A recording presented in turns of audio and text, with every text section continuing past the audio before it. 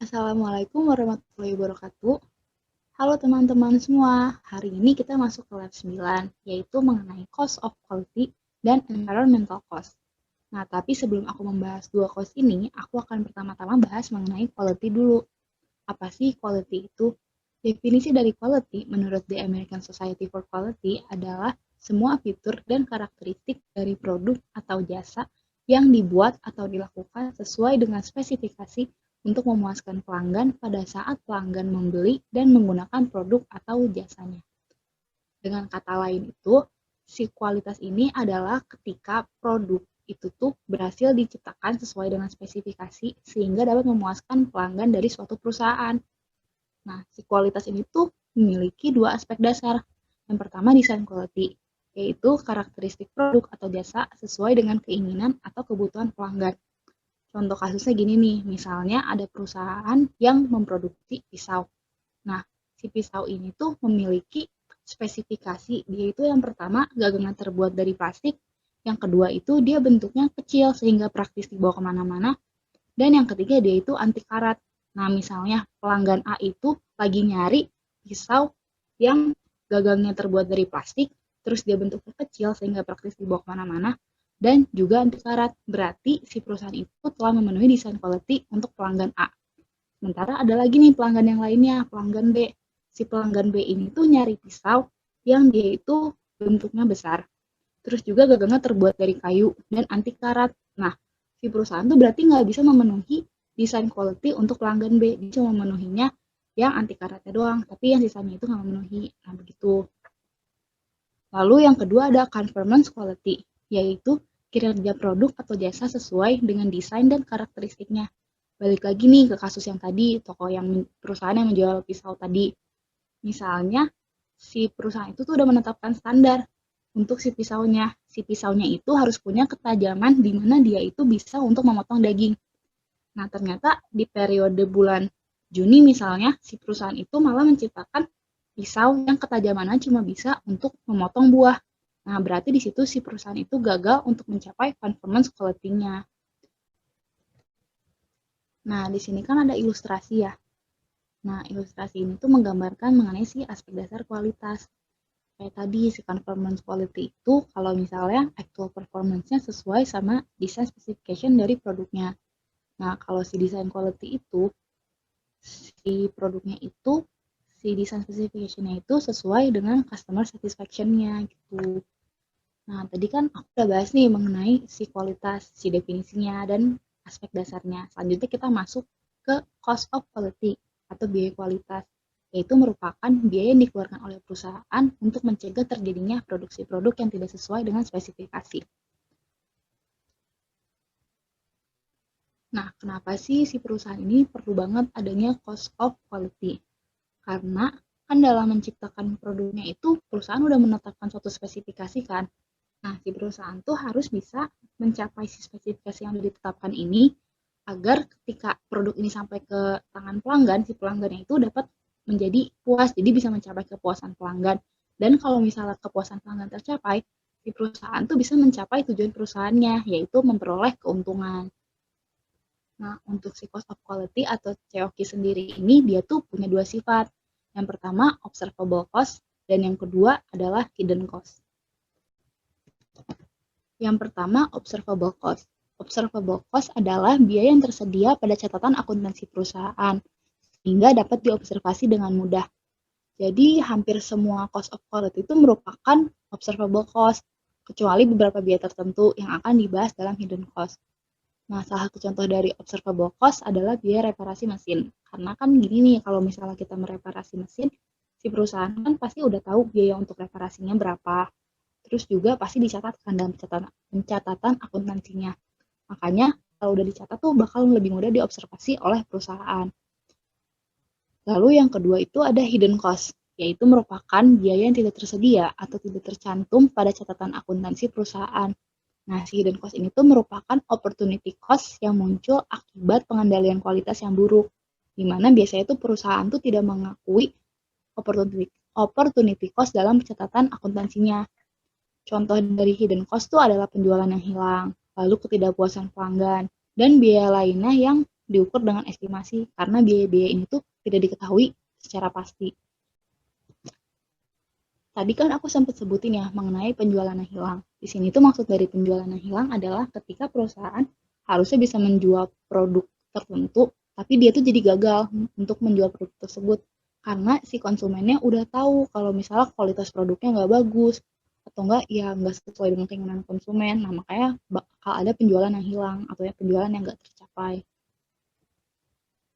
Nah, sekarang kan aku udah bahas tentang definisinya, lalu ada sifatnya. Nah, kalian juga perlu tahu di sini ada kategori cost of quality.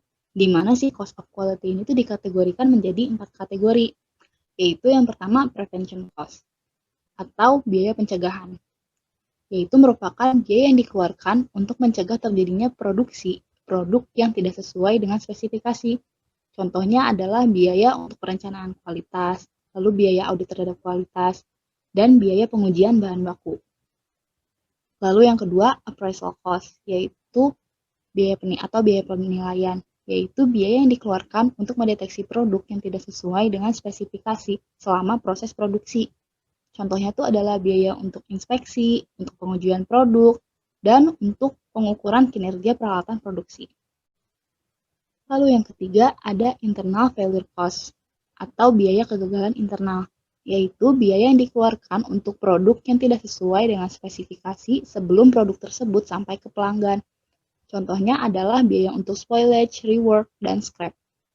Nah, yang terakhir ada external failure cost atau biaya kegagalan eksternal, yaitu biaya yang dikeluarkan untuk produk yang tidak sesuai dengan spesifikasi setelah produk tersebut sampai ke pelanggan. Contohnya adalah biaya untuk layanan konsumen, biaya untuk klaim garansi, dan biaya untuk perbaikan produk. Nah, dari keempat kategori ini tuh, perusahaan itu dianggap memiliki kondisi cost of quality yang baik atau ideal ketika prevention cost-nya itu lebih besar daripada ketiga cost lainnya, yaitu yang appraisal cost, internal failure cost, dan external failure cost. Kenapa kayak gitu? Karena kalau misalnya si perusahaan itu istilahnya udah mengeluarkan secara besar prevention cost di awal, berarti kan dia udah mencegah terjadinya kualitas yang buruk kan. Nah, berarti si perusahaan itu udah berhasil menciptakan kualitas yang baik. Karena kan kalau ke belakangnya biayanya makin kecil, jadi bisa disimpulkan kalau kualitas produknya tuh udah bagus kan. Nah, kalau sebaliknya nih misalnya si external failure cost-nya malah lebih besar daripada ketika biaya lainnya. Berarti si perusahaan tuh gagal untuk menciptakan produk yang berkualitas baik. Karena kan salah satu contoh di external failure cost kan misalnya nih ada perbaikan produk kan. Kalau misalnya banyak konsumen yang melakukan perbaikan produk, berarti kan kualitas produknya jelek kan, sampai si konsumen itu pengen memperbaiki produknya. Nah, berarti di sini perusahaan tuh gagal untuk menciptakan kualitas produk yang baik. Nah, tadi kan aku udah bahas cost of quality. Selain harus mengeluarkan cost of quality, perusahaan juga harus mengeluarkan yang namanya environmental cost. Apa sih environmental cost itu? Environmental cost adalah biaya terkait kerusakan lingkungan akibat aktivitas perusahaan, baik berupa pencegahan maupun penanganan.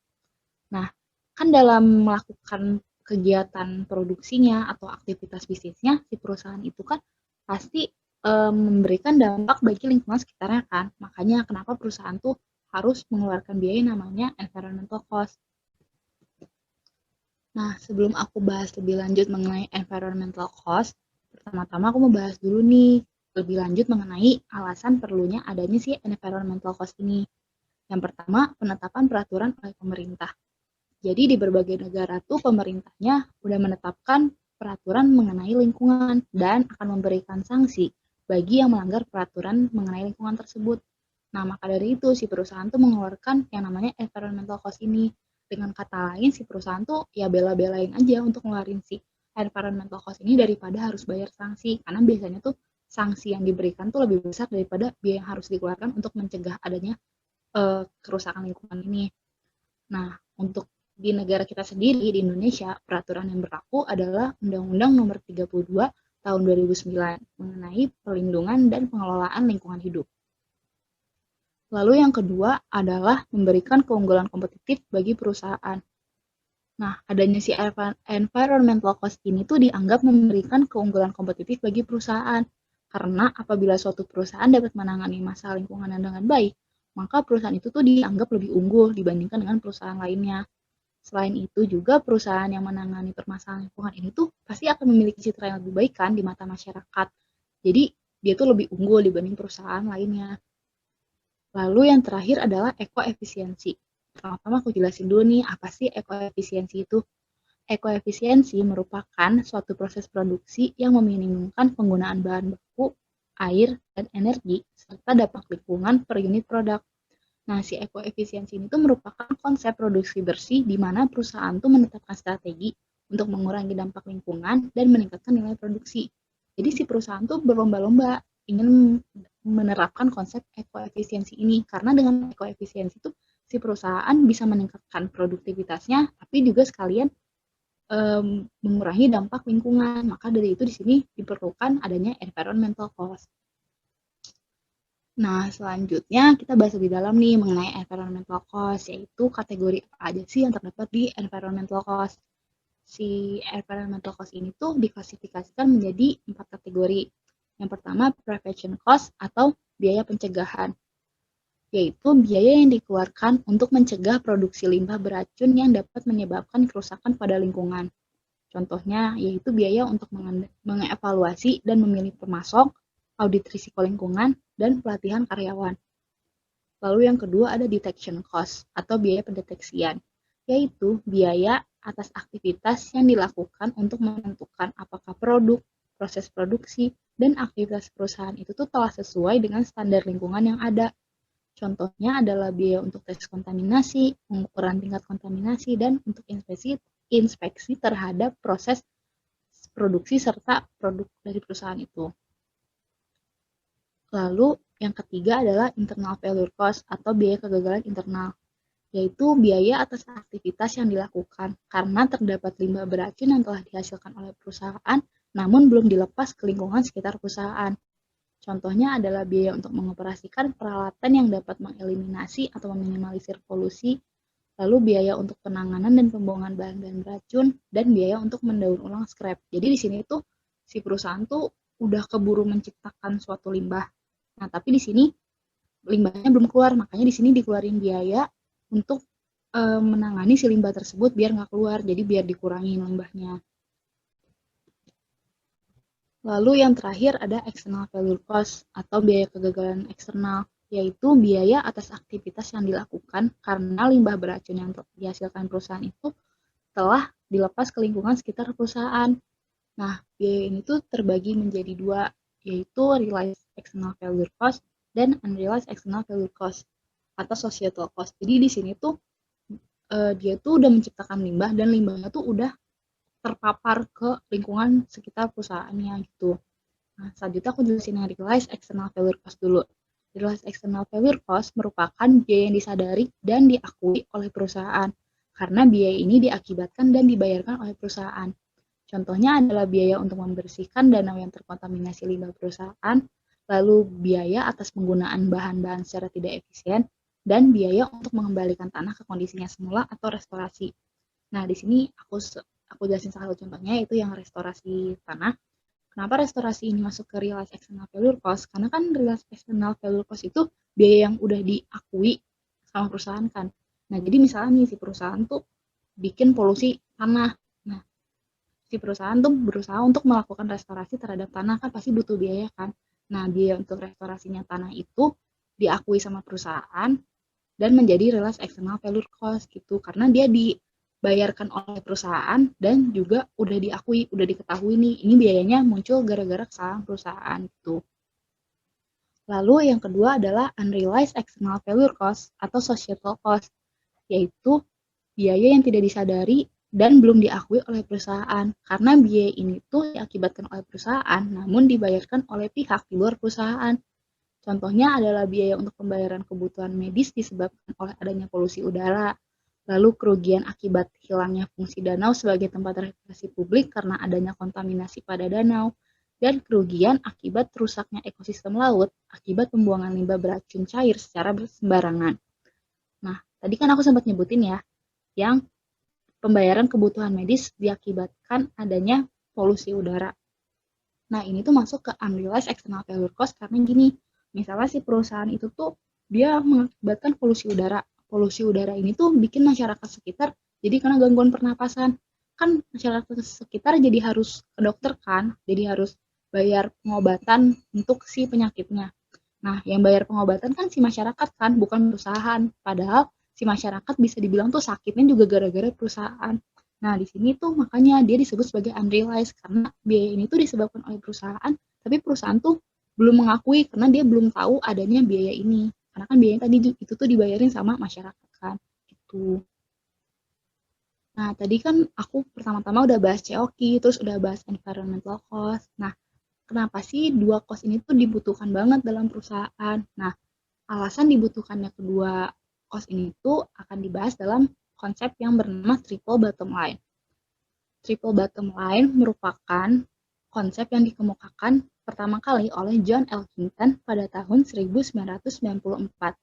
Nah, konsep ini tuh menyatakan bahwa agar nilai sebuah perusahaan dapat tumbuh secara berkelanjutan atau sustainable, diperlukan sinergi dari tiga pilar yang dikenal dengan sebutan 3P, yaitu yang pertama people, yaitu adalah elemen dari sisi sosial yang merupakan ukuran dari bagaimana tanggung jawab sosial perusahaan di seluruh operasinya. Nah, adanya corporate social responsibility atau CSR yang dilakukan oleh perusahaan merupakan bentuk implementasi dari elemen ini. Lalu yang kedua adalah planet. Planet itu dia tuh elemen dari sisi lingkungannya yang merupakan ukuran seberapa besar perusahaan bertanggung jawab terhadap lingkungan. Adanya environmental cost yang dikeluarkan oleh perusahaan itu merupakan bentuk implementasi dari elemen ini. Karena kan perusahaan itu tuh mengeluarkan environmental cost itu kan untuk apa ya, sebagai bentuk tanggung jawab dia terhadap lingkungan sekitarnya kan. Tuh. Lalu yang terakhir adalah profit, yaitu elemen dari sisi ekonomi yang merupakan ukuran laba rugi dari suatu perusahaan. Nah, adanya cost of quality itu yang dikeluarkan oleh perusahaan merupakan bentuk implementasi dari elemen ini.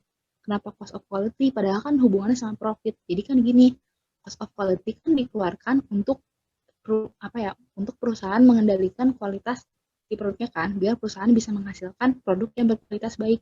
Karena kan produk yang berkualitas baik itu akan memenuhi kepuasan pelanggan, dan apabila pelanggan puas, maka dia tuh perusahaan dapat memperoleh profit atau keuntungan kan. Makanya di sini perusahaan tuh butuh yang namanya cost of quality biar dia bisa memperoleh profit yang diinginkan oleh perusahaan. Nah, agar perusahaan tuh sustainable, makanya ketiga aspek ini, tiga elemen ini yang si people, planet, dan profit itu harus saling bersinergi. Jadi perusahaannya bisa tetap jalan atau sustainable. Udah deh, sekian materi untuk lab 9 ini. Semoga dapat dipahami. Makasih untuk yang udah nonton sampai akhir. Wassalamualaikum warahmatullahi wabarakatuh. Semangat!